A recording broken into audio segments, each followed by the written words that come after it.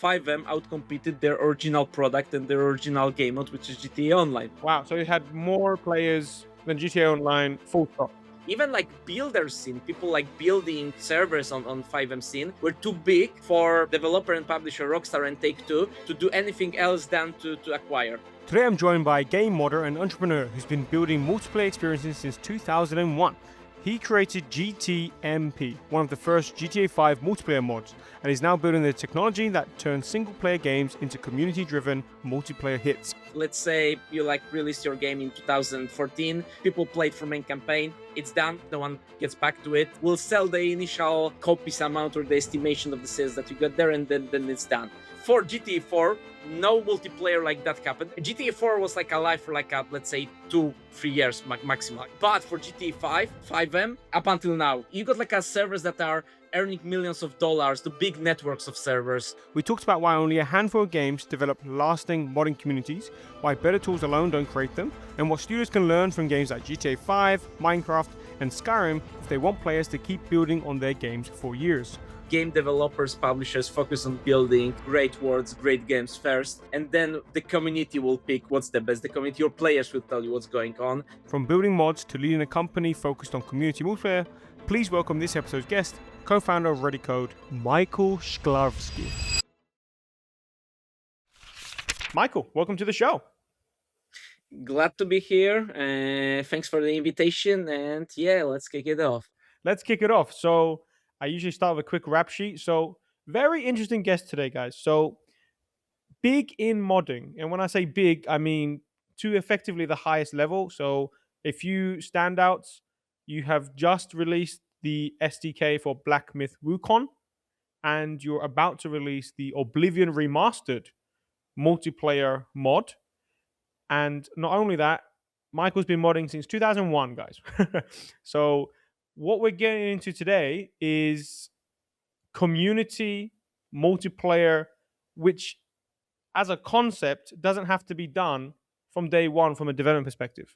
So I would love to get into talking about like multiplayer modding, what that means for everyone involved, developers, publishers, people who want to get into the games industry, but also what does it actually look like? Because you actually started in GTA 5 role-playing days and you've seen that from behind the scenes. So there's a lot of stuff to get into. I'm very excited. So I want to get started with an introduction from you, Michael. So like, why did you want to get on the podcast? Like, what's happening in your life? Maybe set an expectation of what people are going to understand today.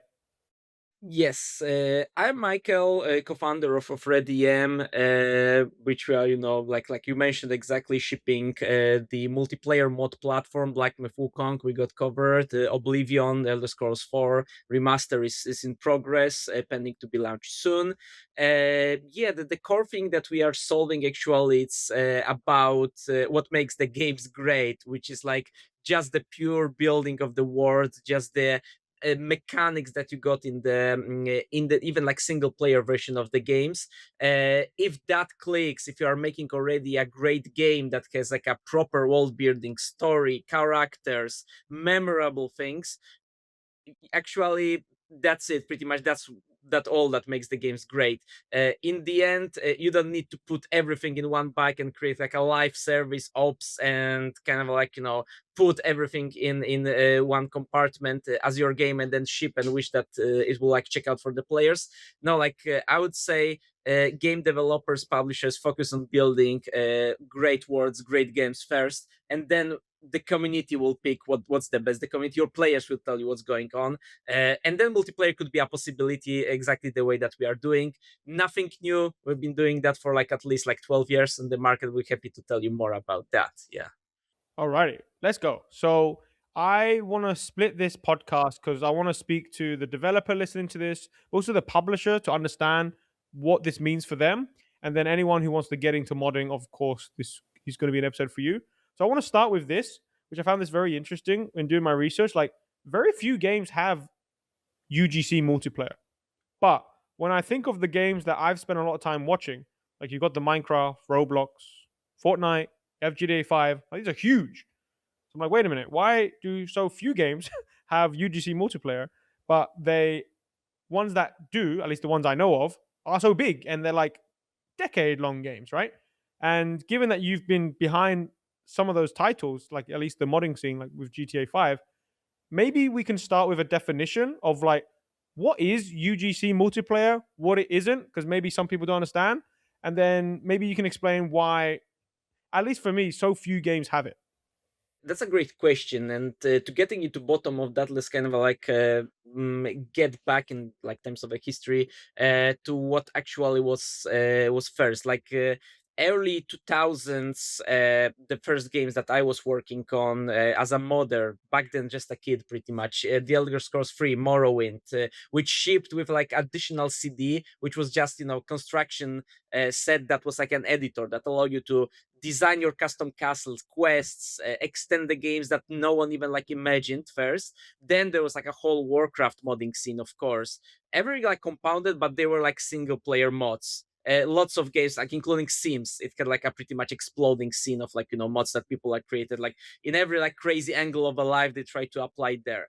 But in the end, in the parallel like stream, you also had games that were kind of like a multiplayer, early beginnings of a friend slot. That's right now is a term, but earlier on wasn't something like that. Of course, there was like a Tibia, Runescape, like the games that we know pretty much, the games that were like the fundamentals of like people that right now are probably like 30 plus years old, but they were like literally as a kids they were like playing that, they were like on those. Yeah, exactly. You RuneScape was know that. my game. I have Yeah. I have it here.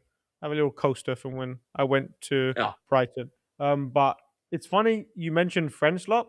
Like I was thinking Gary's mod when you're saying that. I was like, wait a minute, those games just exist, and then you can make experiences from it forever, right? Because I think Friendslop Yes. is a bad word for it because like I think truly great games need an ability to keep replaying it with friends and not get boring, right? And I'm Exactly. curious, That's yeah. a big mixer of things that happened. And in the parallel, we got like a very successful release, 2006. Back then, GTA San Andreas, and GTA San Andreas actually started the whole genre, the whole like new era for Grand Theft Auto. That actually made them as a platform, as a status game that it is right now. Kind of and then ultimately for like many people, instead of like they were like controversial with the hot coffee mod and with a lot of stuff then for GTA San Andreas, but it showed that the modding scene creators for that specific game could be like exploding, and indeed it exploded. It ended up that several groups of people had this like wild idea.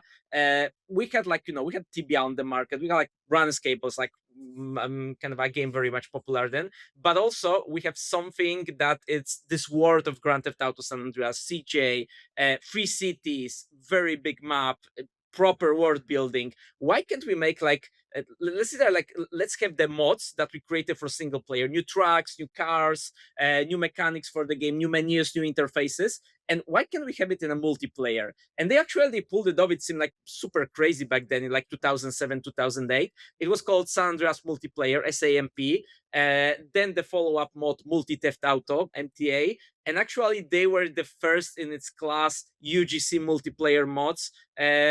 Before even like Minecraft, Roblox were starting about kind of to build up like as a big UGC platform as we know right now. But yeah. What's kind of I suppose what you're exactly. Yes, early beginnings. What we are like showing here is like stuff that made people play the world of Grand Theft Auto San Andreas, but in a way that it was like totally extendable, totally like different. People were like crazy in that. People are playing factions, people are playing gang wars, people are Can I like ask you? literally earning money, starting their jobs there, trackers, whatever. I was like, So wow. I I'm I'm gonna speak for at least one listener who's sharing this. Like, how can you do this without permission? You know what I mean? Like, how can you make a mod where people are able to play multiplayer? Like, surely someone's paying for something somewhere, right? A server, right? Like, how is this even technically possible? If it's an easy question, I apologize, but like, I just want to make sure that's understood. Not in the in the end answer is not easy, but let's try to like wrap it in the forms that could be easy. There is like one big thing called reverse engineering that actually enables modders to do a lot of stuff. And actually, if you imagine that most of the games are all of them are software. Software consists of like two layers. One is presentation layer, rendering, graphics, 3D, 2D, whatever is there. And below that is like data layer and actions layer. If you are able to plug it into a data layer, which all the games has, that's for example like your character, NPCs characters, whatever is in the game, any object on the game, its state, its interactions, its capabilities. If you are able to plug it into this layer, if you are able to pull the functions that the game uses for the presentation layer to make this character, this item, this vehicle to act with the game in some specific way, if you are able to expose that and then work on that, create like a framework based on the functions that the original game, the data in the original game uses, put a netcode. Netcode is like a kind of a term that may sound like complicated, but it's actually the thing that all the even like multiplayer MMO or like whatever way multiplayer games are using is just a way to synchronize things among many computers in a like feasible way. So if you like put on top of that a netcode and you are enabling to synchronize the state of those objects among many players, among many computers, that's how you do it. But that's in a very like simple terms. There are like a lot of quirks there. No one says it's gonna be easy. Even like development of FiveM up until the state was like barely stable, took at least 1.5 year. I would say even like 2 years pretty much. And FiveM is like a most popular multiplayer UGC mods of its class for GTA 5, of course, that I was like involved from the beginning. So yeah, that's Interesting. kind of So that's the way. before we move on to what do we do with this information, maybe just to close this chapter, like what did FiveM do for GTA 5? Like for people who did not follow that journey, because I feel like games industry is a big bubble. Like some people I speak to, they have no idea what's happening in this area, and this might be an example of it for all of our listeners. So, like, how big was like online role play servers for GTA? Like, I don't know if you have any figures, or can you give us a paint a picture, maybe? Yeah. So just as a previous data point, GTA San Andreas, those multiplayer mods, San Andreas multiplayer MTA, they kicked off the scene. They set up the, as you like, showed a few a few screenshots. They set up the expectations. They showed people that this world you are able to play with your friends, but you are able to play in like such kind of a earlier on unimaginable ways that were like reserved for TBA, for Run Escape, and for those big multiplayer games, pretty much. So for GTA 6, this scene was already like prepared. There were like servers that got like thousands of people, CCUs, of course, wise, literally tens of thousands of servers in San Andreas multiplayer and MTA counted. And then another big event that happened was, of course, premiere of Grand Theft Auto 5 back then 2010. A little bit later, that was a console version first. Then PC version, and they shipped in the meantime something called GTA Online for Grand Theft Auto 5. Grand Theft Auto Online was like an OG multiplayer mode that was more like it was indeed like a MMO for like GTA world in this like famous right now and like really big world of Grand Theft Auto 5. But it has one major flaw, which is centralization. Pretty much everything was like in Rockstar servers. Everything was like kind of centrally guided, centrally steered. In that way, that in the end it was like super prone to cheaters, long waiting lines. If you remember very early days of Grand Theft Auto 5 multiplayer, which is Grand Theft Auto Online, GTA Online, you needed to wait at least 20 minutes to get on a server, at least 20 minutes in North America region, in Europe region, whatever, pretty much like all regions. Demand was that heavy because like something started on earlier on the Grand Theft Auto San Andreas, but the infrastructure and even like ideas and ways that Rockstar put it were like not sufficient enough. So players were like really, really frustrated with those long waiting times. And then cheaters, all of like all other issues. You just jumped in the world of Grand Theft Auto Online. Someone instantly would kill you, would like drove you over, would like do anything. No fun in that. Like instant spoiler, pretty much. And that's how it worked. That's how it like functioned for the first months. So no wonder like we with the group of like good friends, we're like wondering, okay, it is actually possible to get into the internals of the game. Teams that made Sandria's multiplayer, MTA, proved it. Let's do this for Grand Theft Auto 5. It couldn't be a rocket science, could be impossible, pretty much. And yeah, we did. We started, Yeah, we it's took like it off two from months. there. Yeah, like literally first version that was called GTMP, Granted Multiplayer. Simply took us a few months to get very baseline version of synchronization for the games, but it was a start. And even then, it was barely stable. It was like crashing a lot. People, creators, first UGC builders. Right now, you'd call them like Roblox studios or like Fortnite studios, big one. Then early on, people who were just like passionate about those games, people who were like avid players or fans of the GTA series, they instantly jumped in, and they started to build their own servers, their own things, up until the point that then it was like rebranded to FiveM, then like separate like Five Crises acquisition by Rockstar Games 3 years ago. If you right now look at Twitch category GTA 5 as a game, I guarantee you that about 90% of the content streams with like hundreds of thousands of views, or even more. It would be FiveM content. So people, if they watch right now, yeah, they are watching someone playing on popular FiveM server, voice role play mostly, literally LARPing with their friends.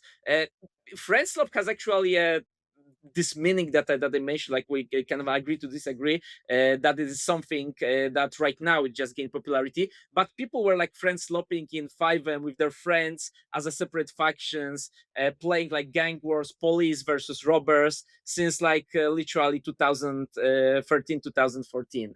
So yeah, and nowadays this scene is like still thriving. A lot of servers that are above like hundreds of players of like CCUs there, and literally like tens of thousands of servers globally. Even like China has a really big scene of FiveM servers, so it's like it's a global product. It's like something that just started the whole movement here. Yeah. Yeah, I'm sharing my screen now for those just listening. Literally, I'm on the top. Everyone who's got over 1,000 viewers, you can just tell they're all using a roleplay mod because there's way too many people on the screen, and there's like fancy graphics, and yeah, this is clearly different. So Yes. this is a 13-year-old game, which is crazy, right? So just so I understand, what does that do for a game, right? Because if I'm a game developer, there's two people who win here, right? So surely more people playing your game, whether it's a mod or not, is a good thing. Let's just take that as a given. But then also, you have the modders who can probably make a living from this too, which may be listening. So these two people, you mentioned Rockstar acquired this, but I'm guessing that's very atypical. People, publishers don't typically buy the mods, Yes. unless I'm mistaken. That's very atypical, and it all boils down to the fact that literally FiveM outcompeted their original product and their original game mode, which is GTA Online, pretty much. So Wow, so it had uh, more players than yes, GTA there were Online, full stop. multiple tries to take it down, cease and desist, but simply pretty much in the end, amount of the community, amount of the players that were like a fans, that were like an literally a followers of only FiveM, and players. Even like builder scene, people like building servers on FiveM scene were too big for developer and publisher Rockstar and Take Two to do anything else than to acquire. Pretty much, Yeah, it was you like can't beat them, buy them. yeah, exactly. So that's the other playbook that I have, but this quite an atypical.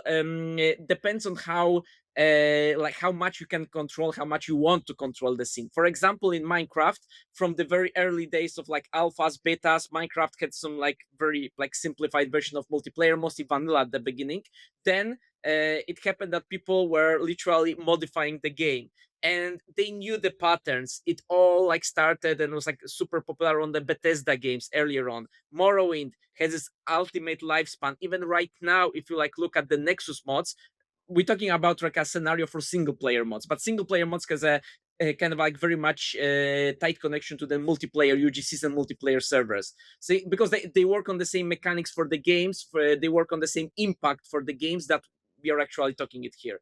So Morrowind, even right now, nowadays, has like over like 100 mods being created on a yearly basis for the game that is like 20 something year old pretty much. So that's insane perspective. Skyrim was released in 2011, and it has over like 100,000 mods being created for this game since 2011.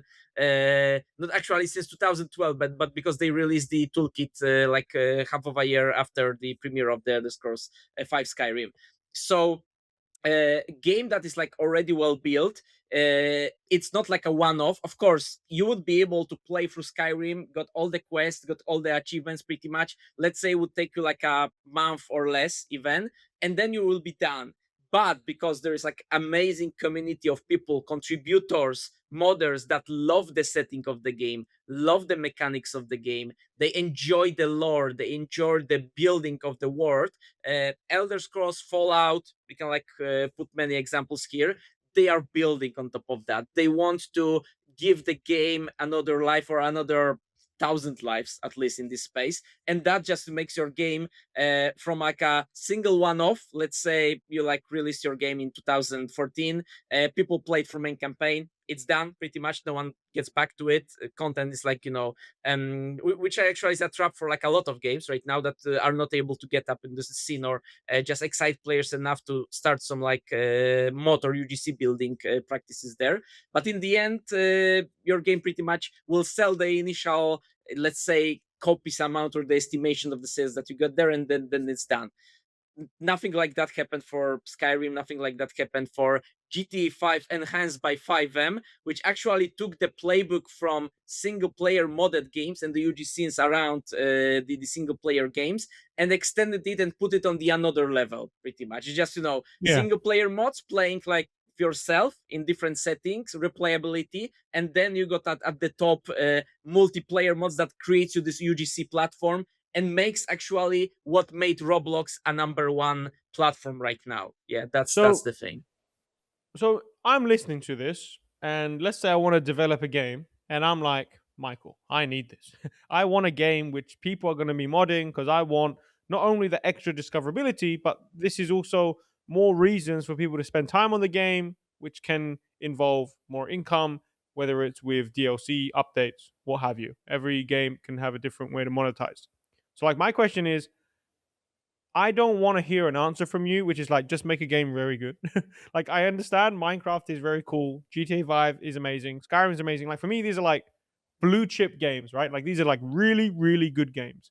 But is that the only reason they were set up for success with like FiveM or like UGC mods? Or let's say it's my second game, my fifth game, my first game. Can I make a game which is gonna have more of a chance to succeed with a UGC community? And if so, like, what should I do? Like, what should I do? Yes, I would say for none of them the start was easy. Like literally, Minecraft started as a side project of a guy that was like doing it for fun, like Miner, pretty much. That's kind of testing the impossible scenarios in Java that was not even meant or never for not even like anyone thought that Java could be used to create like a game engine or like a game that could be like could explode and be popular like that. Very rough, pretty much in the end. Like took years Minecraft to become a blue chip as it is right now, and it took years because even so, if you create an open world game, the key for like literally building this kind of an modding scene and then like the possibilities of multiplayer GC is actually the open world setting and all the mechanics around that. But we'll just cover that in a second. One thing that I would mention, game itself could be any setting, literally high fantasy, cyberpunk. Pick your theme, pick your like favorite one. But then, exactly as you said, with first timers, it's usually like super hard to get like people into building into the scene. You would need to be even so. Let's look at the like last year biggest hit, Expedition 33, Clair Obscure. That game, it's like a first installment of this title. Acclaimed, get so many rewards, not so much of like a modding scene around it, because like the game was pretty much great itself as an world building, as a scenario, but it just started something. It like just lit the spark, and the spark begins with like an IPs or like a storylines that are like across different titles, across many games. We are building a game, let's say, start with that. Not anyone, of course, would start in the position of like Expedition 33 because it requires a lot of craft, a lot of like prime world building, and a lot of literally time spent on that and skills spent on that. But in the end, we got like a hit and like an story that we got around Expedition 33 that's well known in the game development and publishing area. But you can start with shipping amazing games, amazing products that your people, your target audiences would want, would love, and would build community around lore, story about this world. Then, of course, with like next installments on the series, you got more and more chance, if the game's like the setting, to create something that would be memorable, that would actually attract the builders, the people to do stuff on it. And it's actually not the matter that I observed through the years. It's not the matter that you would ship the best in class official modding tools. Frostpunk 2 did it, for example, but still didn't pick up pretty much. Maybe like few hundred mods or so were created for the game. Not because it hadn't like tooling or advanced systems for modders, for UGC builders to create, but simply because the game has its own niche. The game is like not exactly open world, you could call them. There are like several limitations I can build that you can like name in that area. And like the franchise is like Frostpunk 1 was like super popular, but it's like a strategy, it was like a planning game. So I would say best shot for making these generational games are open world games with a lot of mechanics, a lot of like story building, world building that makes them unique, that makes them replayable itself, and they attract a big enough community to work on. Without players that are passionate about your game, that are like so willing to spend all of their like hobby time on building something on top of that, you are in no way able to start anything like an UGC platform. So that would be the thing here. So I really like the example you used because Clear Obscure was the game I keep getting quoted. Was like, oh, super good game. I fell in love with that game. But you're saying that's an example where that individual game can't be set up for UGC despite all the attention because it's not got one, the open world, but two, it's a new IP. There's not been enough player time or there isn't enough incentive to build. So, like, I'm hearing you say this, and I'm thinking of Hytale, for example. So, if you don't know Hytale, it was a game. Riot bought it, and they sold it back to the founder, Uh, and they I, released I it know I know in. very much good Hytale. I'm a good friends of like former co-founder of Hypixel and one of the builders of Hytale. I Right. know the space. Don't Yeah. So, for worry. the listeners, that game I feel like is ripe for this, but I guess that's already built in to the game itself.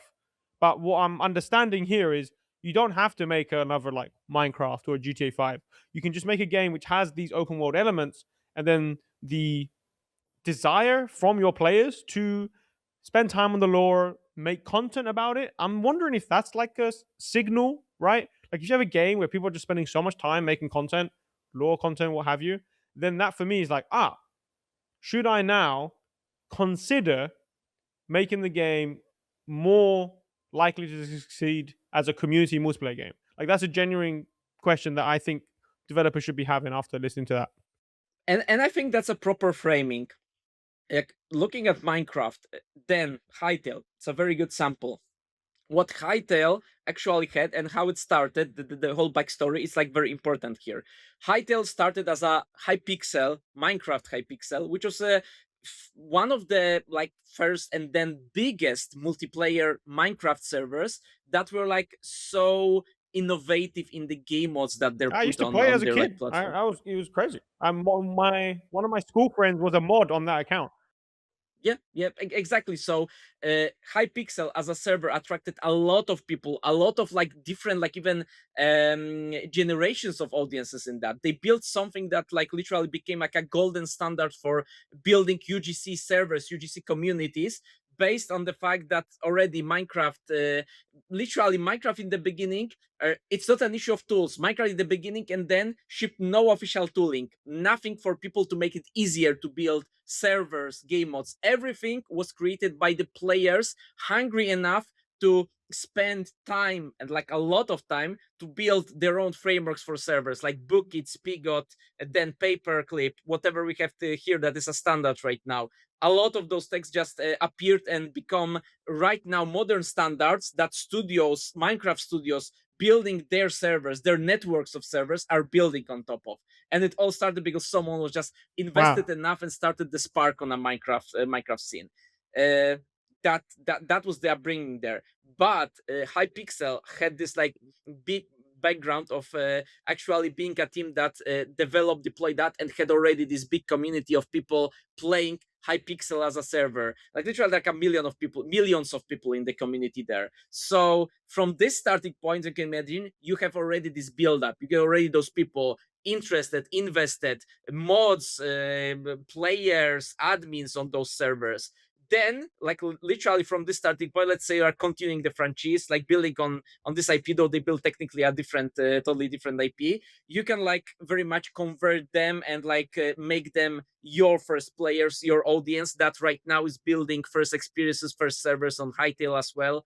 That was like a super handy and segue for them to like jump into the possible next Minecraft. We'll see how future will hold, but that's kind of fun. Wishing them all the best in this endeavor. Yeah, I'm also interested in the space for sure. But no, I think that's very important for like developers and publishers to understand. Like I'm wondering, do you think Minecraft should have created tooling for the mods and it would have accelerated that, or it was going to happen anyway? Because it sounds like it's so obvious to me. Like you want people making mods. Like from what I've seen, the little coverage I've seen of Hytale, like they are going very mod friendly. Like, they're trying to make it as easy as possible.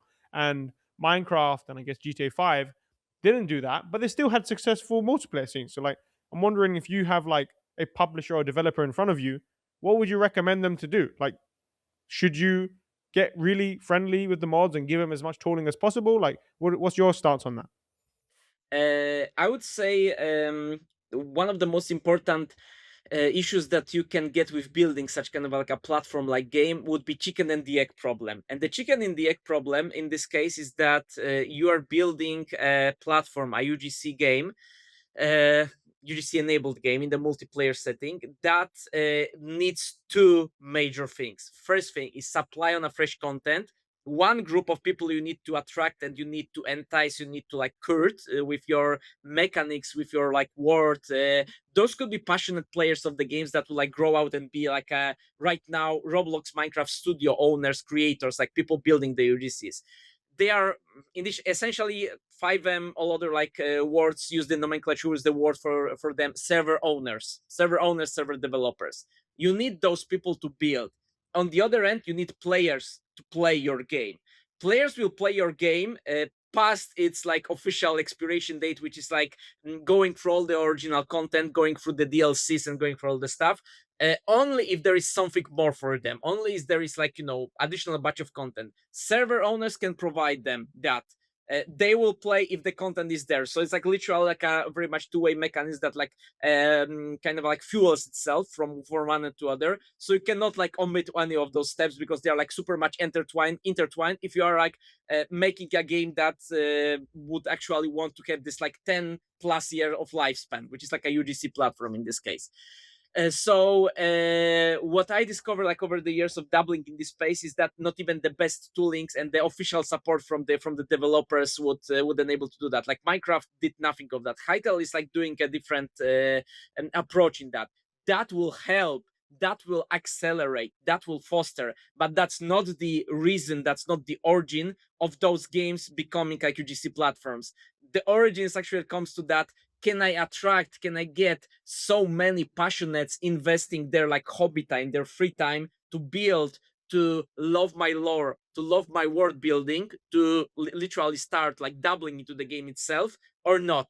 Because that's the kind of that's the Yeah, thing, that's the question. Yeah. like maybe an analogy is you need to start the fire, and if it's going, then adding tooling is like adding a few extra logs to that fire, but the modding and the extra tooling will not start a fire.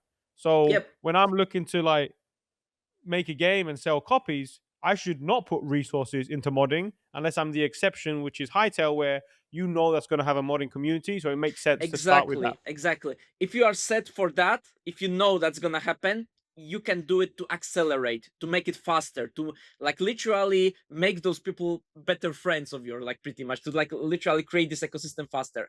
But if you just focus, as I said in the very beginning, of the proper game world building, mechanics, lore, even IP building before that, you will have that either way, which happened for GTA San Andreas 4, 5, which happened for Minecraft, which happening for like Hytale right now. Many of those titles. Roblox in the beginning was like an educational game that was like really struggling with the content up until they find a kind of like a way to like accelerate and pull the latest trends from social medias and create like literally we would call it slop right now, but it was like a form of content back then, and then like literally it exploded and became like an creator-led platform that literally Roblox excelled in the field right now, that it is like a being a UGC platform because of the amazing tooling that it gets and the capabilities of the tooling. So you rather would call Roblox not a game because it's not a game anymore, it's an engine, and people are using it Yeah. that way. Exactly. So It's like yeah. or even like an engine with a platform built in because they get so much free Exactly. There is discoverability, right? discovery, there is building, everything is just, intertwined in like in a big one platform. Same playbook that Fortnite tried to recreate, but it's kind of not picking up really well for them as an UGC platform. It's kind of Interesting. many would argue, my bet is like Fortnite excelled in totally different thing, and it's like still very good at it, being a battle royale game. Like literally sometimes you cannot convert a cow into being a horse like I loved them. Lego Fortnite for 3 days during Christmas. It was a great time. Mm? Yes, and I appreciate all like Epic Games tries to like push a lot of additional content, but this content is working around their original like OG game modes, battle royale, Lego that they introduced. It's going well. If you are a creator in this space, you will actually hit the wall, which is like kind of an okay, like I want players to play my UGC creations like on Roblox or on FiveM, but people are only playing like battle royale and like the OG game Mm. modes on the Fortnite. So like I cannot attract many players there. So Yeah, and that's the issue interesting. that they have right now. Yeah. Great. I think we've made it very clear the benefits, but also where people can prioritize like resources from a developer perspective. But I'd love to know more about your journey. So we've kind of glossed over at the start that, oh, you started modding in 2001 and then you were involved with the biggest mod for the biggest game. And now your company's venture backed and you're like going all in on this. Like that's not a normal story. So I'd love to ask more questions about that. So like when you started modding from the very start, because you didn't go into game development, I'm looking at your LinkedIn, and Yeah. you just My stayed in like traditional software dev, right? yeah. Exactly. My background is software engineer, software developer, then architect, pretty much, working on boring systems for retailers, e-commerce, and banks, financials as well. Like super fascinating for people in the Silicon Valley building like $1 billion valued startups. But not my jam, pretty much. Like honestly, my jam was always, and I felt it like very strong from me being 7 years old when I got first copy of The Elder Scrolls Morrowind distributed on like CDs back then. 7 years old. Started to play. Did your parents know Yes. what was in that game? That's crazy. No idea, but I got it for my birthday. So like special like I gift got and GTA 5 stuff when I like was that. 12. I'm just being cheeky. Yeah. So yeah. No, they had no idea. But even for me, the at the beginning, the game was overwhelming. Like it was first of its type of a open world games. It was like huge world, whole island, Vardenfell, like factions, quests. Like it was so rich, like literally, like even the story wise, it was so overwhelming for me that I like put myself in the comfort zone, which was like an home decoration, like building the bases, building like the castles. Then I discovered that there's like actually like a fourth CD attached to the Morrowind game, which was like the construction set, which was the editor for the game itself. Oh my god, that started the, like another like era. That started like my whole like interest in like building content, building like UGCs for the games. Literally, I was shipped. I had like let's say I had like a small shovel before that, like just trying to do some stuff in the game, like and then save some screenshots from then, and then I like I received as a gift like a whole excavator, like to literally to dig this deeper and like to make this amazing stuff. Built many quests, castles, whole like systems, even like a small city in the Morrowind. Then Oblivion 2006 premiere, which is like a whole special place in my heart because like that's the game that we are working right now. Oblivion Remastered, which was remastered last year, but originally it was released in 2006. It began a new era for the Elder Scrolls game. First game that has even bigger world, even bigger lore. Story wise, it was like a masterpiece. Even then, 5 years later, Skyrim pumped that and like put it at another level. So far, we got like no competitor, no like because they are working hard on GTA, of course, GTA 6 later to be released, but they're working on the Elder Scrolls 6. So this franchise is actually, except for me myself, made uh, tens of millions of other players so fascinated, so passionate about it that this community is like super strong right now, only comparable to Fallout community. So that's kind of a Crazy, yeah. that's like a year-long legacy. It all started in my case with that, but yeah, then But yeah. when did you make your first dollar? Because this is a lot of free labor from you, right? Like I don't know if anyone Hmm. like back then was anyone Yes. playing the stuff you were creating, or was it just for you? No, Like, like the especially, mods, yeah, like mods for like for Bethesda games, like they have its own kind of quirk when Bethesda actually tried to change with the introduction of paying mods through Steam or Marketplace. It failed miserably. So this scene has like a long-standing kind of a tradition with those mods being free, and of course, all my like childhood and like old schools, pretty much that I went through, I was just doing it for fun, pure passion projects. I a also lot modded for of other time. games a lot of time, but it was like a for me it was like a like similar form to playing games, but I feel like that I'm more productive in this like setting, not Yeah, only it's like like you're yeah, not like a learning, consumer building. but rather like a prosumer, like doing something with it Yeah, actually. yeah. So Ah, like got very. my So jam when did you? So about it. when did you start making money from all this gaming stuff? Because you That again came looking at, later. yeah. Yeah. When maybe you can fast forward to then because I'm very curious. Like Yes. because you probably had a day where you realize, oh, I'm in the games business now. Goodbye software. Like I'm wondering how when did you realize? That came later. First, whole story with GTMP. Like we were like literally the team of teenagers that had this wild idea that we'll create the community multiplayer mod of the class of San Andreas multiplayer. All those that I mentioned for GTA 5. Started it. Called GTMP, like open sourced it, took it like at least like 1 year, 1.5, even like 2 years to make it like a full stable version of it. It was rebranded as FiveM. Then it took off in the way that we know right now. And then I kind of like backed up a little bit of the scene because it was beginning to be toxic, pretty much, to like begin to consume way more time on my end that I assumed that would consume. And then I was like in a college, so totally different times. I was like literally getting first job, getting the ropes into the industry, which was like a software development industry. But then I left like one single thread of fun of this jam that I felt, which was hosting and owning an GTA 5 role playing server. I did it with different friends that I met at the college time back then. And we created back then in Central Europe one of the most popular role playing servers, like a text role playing servers that was called Vibe Roleplay.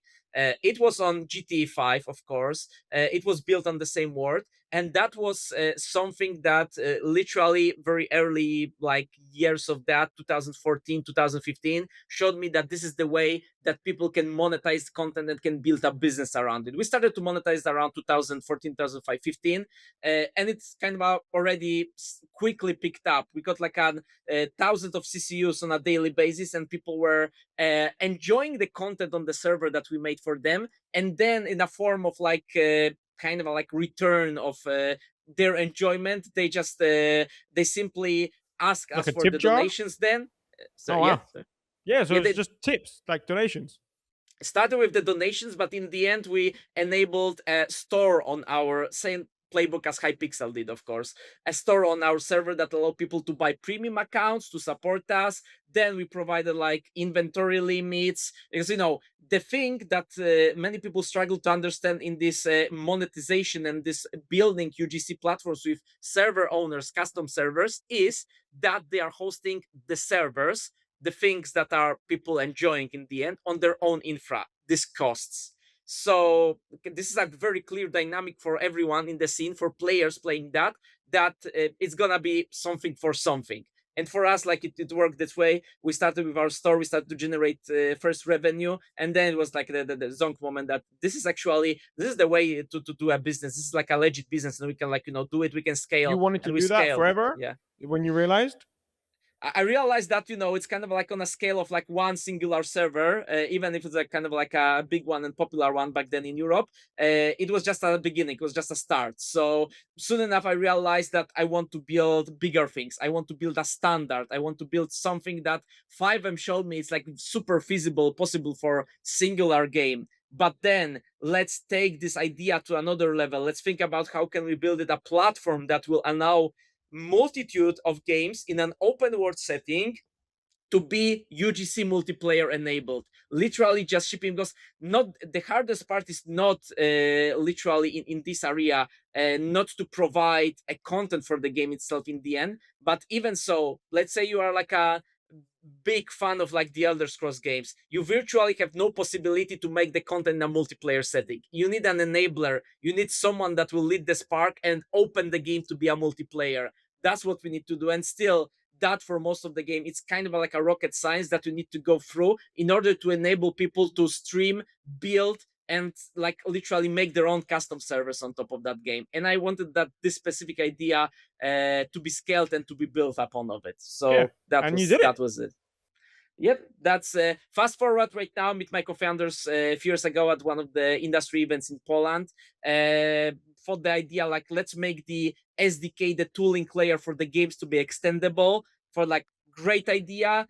First, we got into like a B2B side, so like working with studios to ship. And fun fact, actually, one of the first prototypes of our technology was shipped in the Postal game. We all know the controversies around the Postal games, especially the first one, running with scissors, the kind of the words. But the latest installment, Postal Brain Damage, it's a kind of something totally different. It's like a in a weird setting of like someone being like in a vivid dream. And then actually up until like this day, our tool, our technology, our framework, like ReadyM framework, is enabling people to build their custom levels in that game, to build like their own things in that world.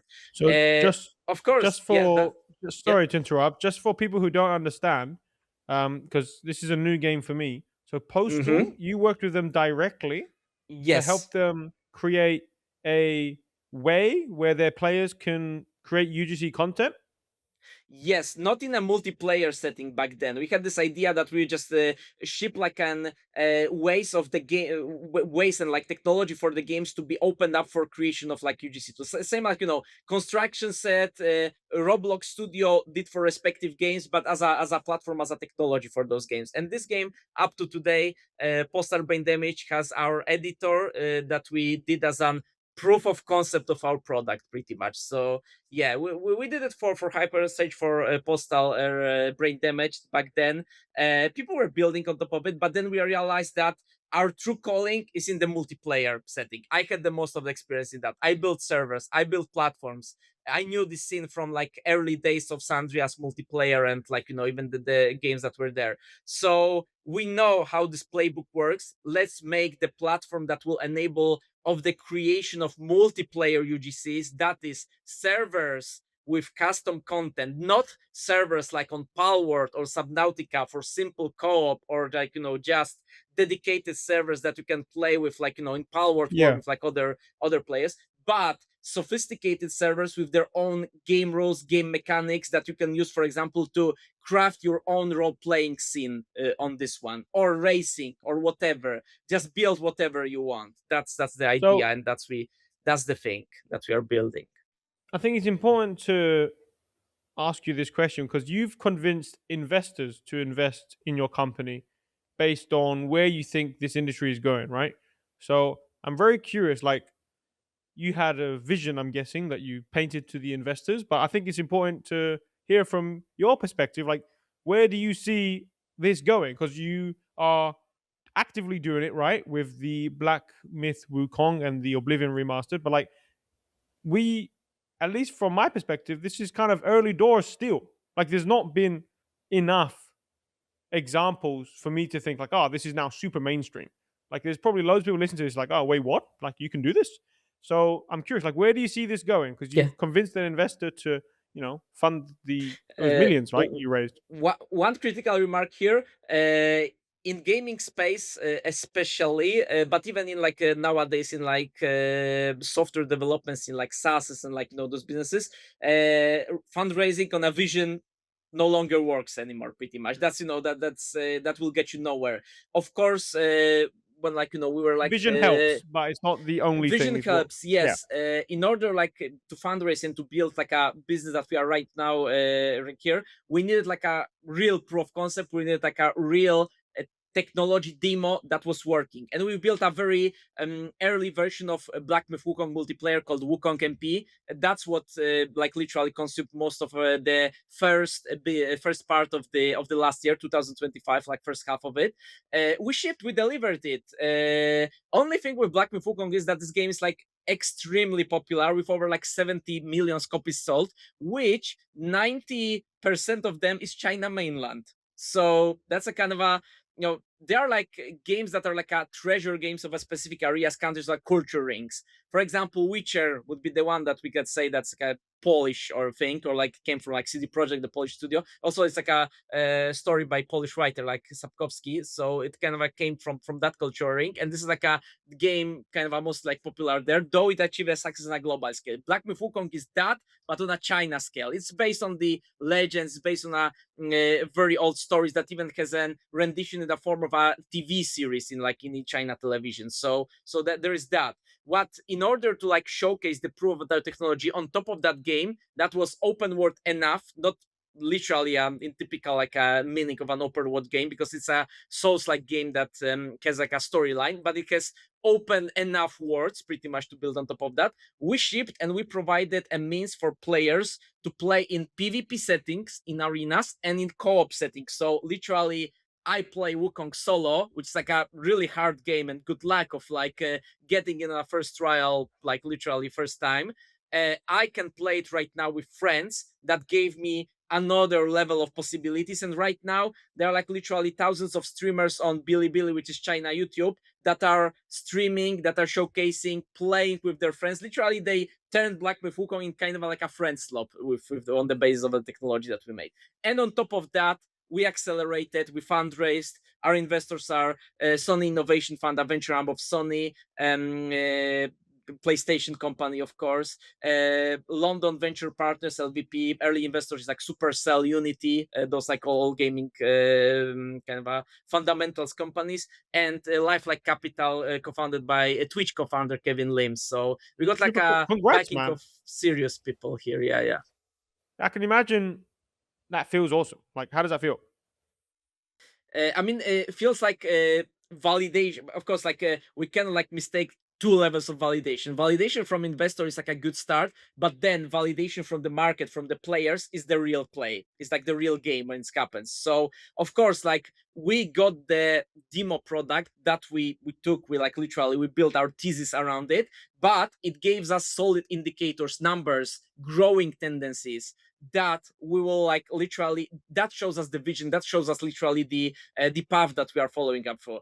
Then essentially from the on the base of that, we picked the next game that in our like actually in our matter, like when you are building a platform that you are making the games multiplayer, one of the most critical and important decisions is like which game to turn into this kind of a platform. It's like this needs to be a very balanced, very carefully made decision, pretty much based on a lot of factors: community size, engaged players, builders, UGC scene as well, game engine capabilities of this game, open worldness of the game, mechanics in the game. There's a lot of stuff kind of that goes on there. And in the end, we kind of decided to go forward with Oblivion Remaster, which kind of aligned very well with all the stars in the market last year, because it was a remaster of one of the biggest hits in the Elder Scrolls series, Oblivion, 2006. Like then game like a dream, pretty much everyone loved it. Right now it has like a super nice sentiment of the players, and totally open world game, and it was remastered on Unreal Engine, which made things like a really like okay, But still a rocket science, but at more least like feasible. easier. Yes, feasible, exactly.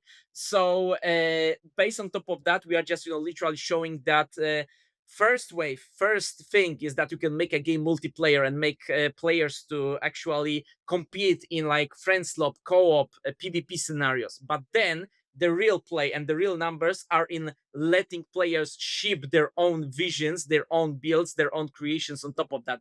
That's true UGC. That's what we are striving for. And that's literally the only way that made Skyrim that replayable game for like 10 plus years. GTA 5 with FiveM this way. GTA 5 without FiveM, it would be like GTA 4, because for GTA 4 no multiplayer like that happened. There were some trials, but people like literally kind of abandoned it quickly, mostly because still a huge amount of people were like more acquainted and more like playing on the GTA San Andreas scene, and GTA 5 was coming soon. So there's like a kind of like a small gap between those games in general.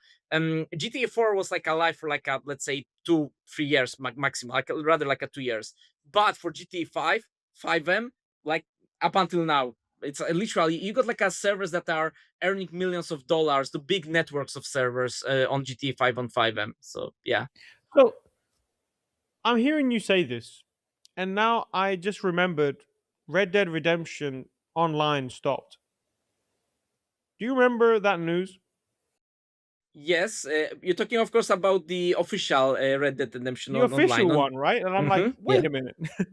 How can you have me and you have this amazing conversation? I'm like, how can Red Dead not have a thriving like online UGC multiplayer just like GTA did? And the fact that Rockstar like stopped it, there seems like there's a maybe of a disconnect, right? Like, is what happened there? Like, surely from a pure interest and zeitgeist like that IP, you can do a similar thing. Like, is there a gap here that the AAA studio is happening? Like, what's happening?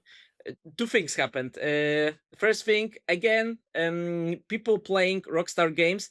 Uh, some of them will play only for a moment official multiplayer modes. GTA Online, Red Dead Online is just Sure. good.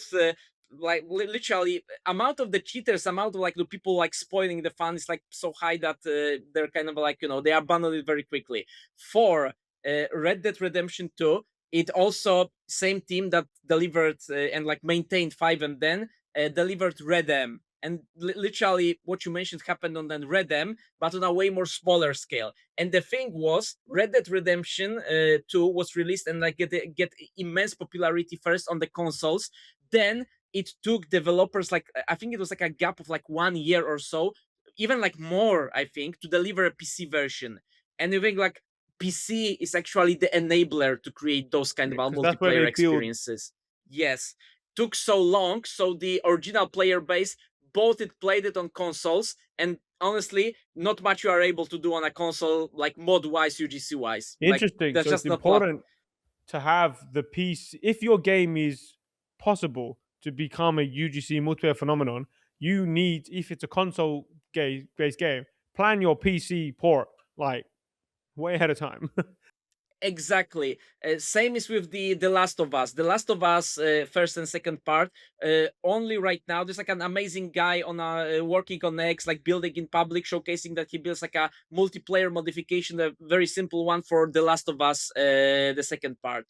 It is only possible last few years because the Last of Us was released for a PC. If it would be only a console exclusive, this path is kind of a close because consoles are a walled garden itself, pretty much. So there's like not much of Interesting. possibility for people to double or like even like get into internals of the games from this perspective. Cool. Yeah. So I want to use the last few minutes here. I want you to leave two messages if that's okay. So one message, which is to that AAA studio. We've talked about a lot of stuff which probably have perked some ears. So if you are someone with a game with potential, right? What's the one thing you want to leave them with that we maybe haven't covered, or something that you really want them to take home from this podcast? If they can take one thing. Yes, one thing would be do not build like everything machine pretty much. Literally chances of probability if you like pack your game with like MMO features, world building, lore, story, characters, amazing 3D 2D art, that it's gonna take you 20 years to build and burn like hundreds of millions to build, which is not feasible in the current environment. Just focus on your specialty, on your people, your talents. What's the best in your, as a studio, as a AAA AA studio. Just build the games that your people want. It's like kind of like a way of Y Combinator, one of the most popular, like, startup accelerators on the world, that they're like literally their core motto is like ship products that people want, like build things that people want. Let's do the same in game development. As a studio, build games that your audience want. That's the Love thing. it. Second question: if a modder is listening to this and they want to have the best modding slash future game development career, because you've been through one of the probably best modding career arcs there could be, what would you say to the modder listening to this? And I actually have my cousin in mind because he mods game and he graduated from a university that studied game development, but he has yet to find a job opportunity in the games industry. He's constantly applying, but he's currently modding games and he wants to break in. What would you say to that person? Keep up on the good job of doing like an better and better UGCs, because in the end, from my experience, you start as a kid, some like, depends like when you start as a hobbyist, you start as a freeloader, you start as a guy who like just spends their free time on that. Then it actually grows. It shows you that there are ways to monetize it: servers, for example, multiplayer communities, even sim scene, paid mods for the sims, like for the sims, like even previous editions. So there are like a ways to monetize that. Start like literally even on Minecraft or on the big UGC platforms. Start on like thinking about that, and then I would say only if your creations, if you're like, let's say, game that happens a lot on Roblox right now, or on Minecraft, if your server, if your game is like inside of the platform, inside of the UGC world, is popular enough, it's kind of like proving that you deliver to your audience, then jump into full game development. That's the story, early story of Phasmophobia, Content Warning. They all started as games built on the UGC platforms. Even like Forgotten City, a very nice case from the Elder Scrolls community. Forgotten City was a mod for the Elder Scrolls 5 Skyrim. Started with a very nice story arc. It became like so popular, so many people downloaded it, that the team behind it like literally created a game on Unreal Engine called Forgotten City that got into Game Pass by Xbox. So there are possibilities, there are ways you can get with your creation. Just keep up the good work on like doing like proper UGCs, grow with them, and then feel the moment and jump into like the full-fledged game development. But maybe that won't be a path for you. Maybe you will be a fine creator and you will like grow and tremendously in just the UGC space as a Minecraft studio, Roblox studio, or maybe in the future one of the games that we are building, Oblivion multiplayer studio. Yeah. Very cool. That's I'm gonna send that to them straight away to my cousin because he needs to know that. No, bro. Fantastic, Michael. Thanks so much. How can people get in touch? Anything you want to maybe mention that people can partner with you guys, or if there's any ways you can help? How can people get in touch, and what can you do? Yeah, of course. You can find me on Discord, which like for gamers is like it's like a very much like the only medium together. You can find me on LinkedIn. We are like publicly building our products.